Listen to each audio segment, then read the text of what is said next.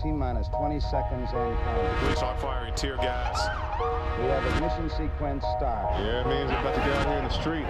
12, 11, 10. We want to choose our president because we want to take this country into the future. It is a new world record!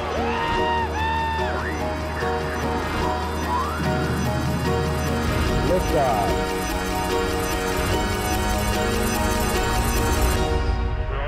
Hey, this is Bryn from HuffPost Riot, and welcome to The Big Picture. In every episode of The Big Picture, we take you all over the world to step inside some of the most important stories of our time. Look around you, explore. This is news as you've never seen before. Welcome to The Big Picture. In this episode of The Big Picture, we join Ben as he takes an eye-opening journey to the heart of an environmental crisis deep in the jungles of Ecuador. For the indigenous tribes of the Amazon, their environment is their way of life. When we heard that the Ecuadorian government was issuing new leases to big oil to explore deeper into the Amazon, I traveled with my friends Tarek and Autumn to meet the people who are fighting back. This is Nina.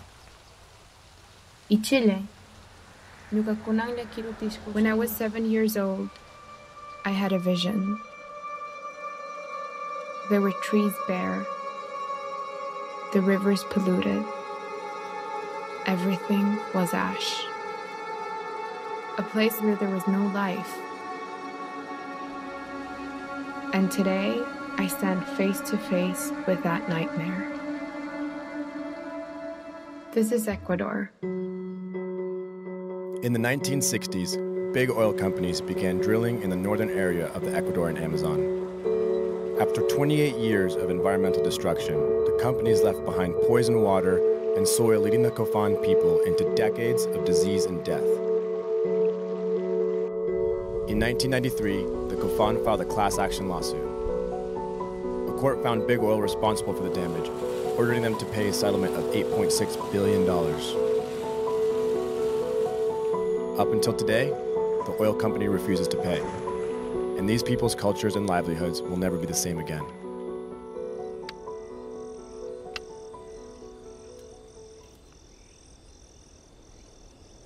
Mira lo que hay aquí. ¿Sí? Esto es petróleo. ¿Qué es lo que nos han dejado aquí?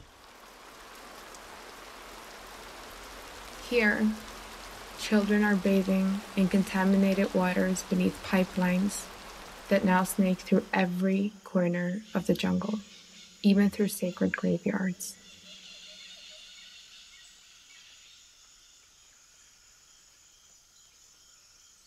They are left with no choice but to live in government-built housing projects,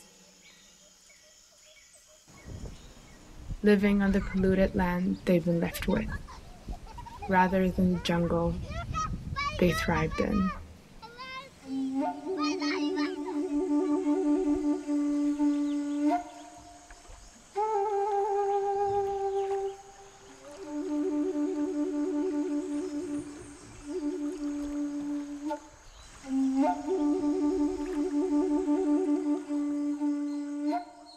There were once 200,000 Zapara people. Today, there are less than 500. Their home, once a protected area, was sold this year by the Ecuadorian government to Big Oil for further exploitation.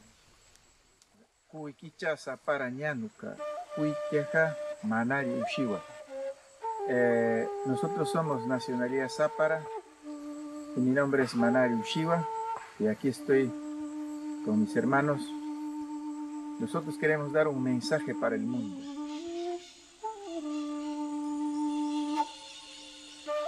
Nuestro mensaje es, primero, reconocer el derecho de la naturaleza.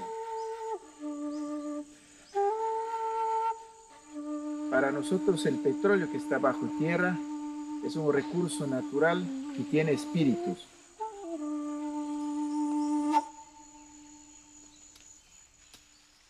Entonces, ¿qué pasa si quitamos el petróleo? Va a empezar a desequilibrar la naturaleza.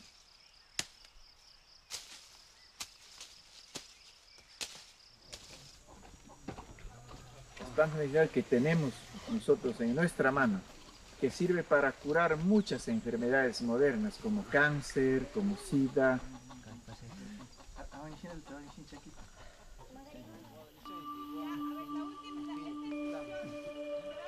What will happen to these people if we do nothing?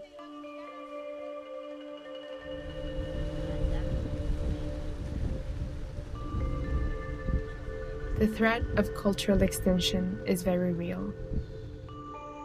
But we are still here, and we will fight.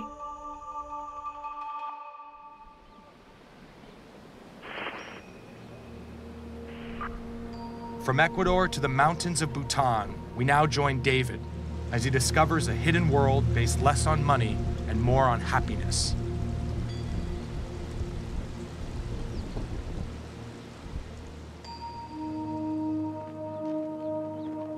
Nestled deep within the mighty Himalayas lies a nation unlike any other.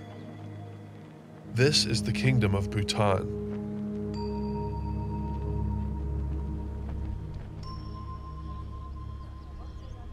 While most countries in the world measure success by money and gross domestic product, Bhutan has chosen a different path. In 1972, Bhutan introduced a new idea to the world: gross national happiness. At its core, Bhutan prioritizes the well-being of its people over material wealth. Gross national happiness is even written into their constitution.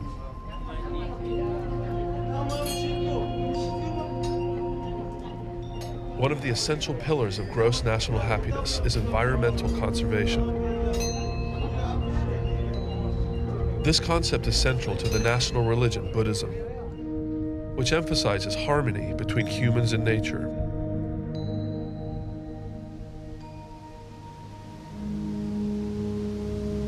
And the system seems to be working. Bhutan is one of the most eco-friendly countries in the world. Forest covers 70% of the country, and 50% of the nation is protected as a national park.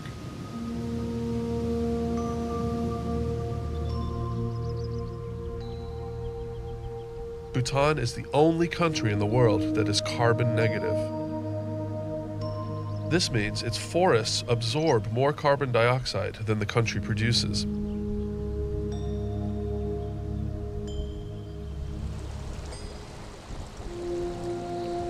And most of its power comes from hydroelectricity, the excess of which they sell to their neighbor, India.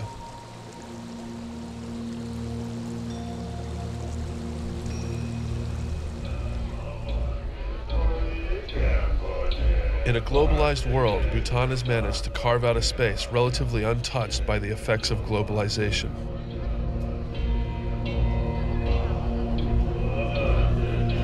Can we learn something from a country that values the happiness of its citizens more than the value of money?